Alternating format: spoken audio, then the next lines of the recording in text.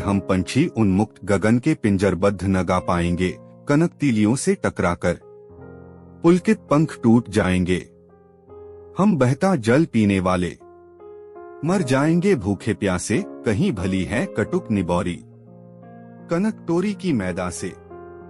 व्याख्या। हम सभी जानते हैं कि पक्षी खुले आकाश में विचरण करते हैं। यह पक्षियों की स्वाभाविक विशेषता है।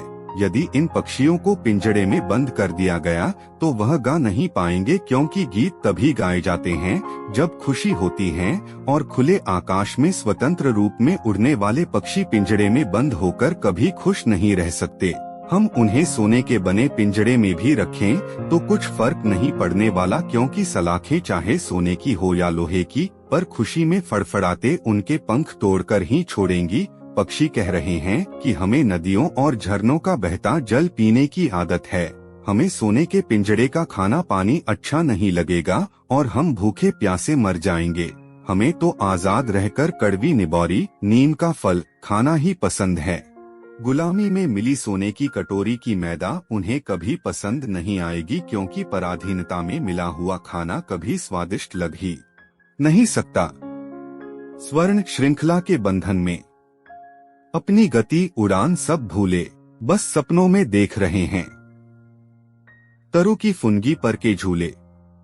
ऐसे थे अरमान की उड़ते, नीले नभ की सीमा पाने, लाल किरण की चोंच खोल चुगते तारकनार के दाने। व्याख्या। पक्षी कह रहे हैं कि हम सोने के इस पिंजरे में कैद होकर अपनी तीव्रता और उड़ने की कला सब कुछ भूल गए हैं। पहले हम वृक्ष की सबसे ऊपर वाली टहनी के सिरे पर बैठकर झूला करते थे, अब यह एक सपना बनकर रह गया है। हमारी इच्छा थी कि हम कभी उड़ते उड़ते दूर तक नीले आकाश के उस छोर तक पहुंच जाएंगे जहां वह समाप्त होता है। हमारा अरमान था कि किरणों जैसी अपनी लाल चोंच से हम तारों जैसे अनार के दाने चुगेंगे, परंतु इस गुलामी के जीवन ने हमारे सारे सपनों और अरमानों को तोड़ दिया है। हमारी खुशियां हमसे छिन गई हैं। अब तो हम पिंजरे में ही बंदी बनकर रह गए हैं।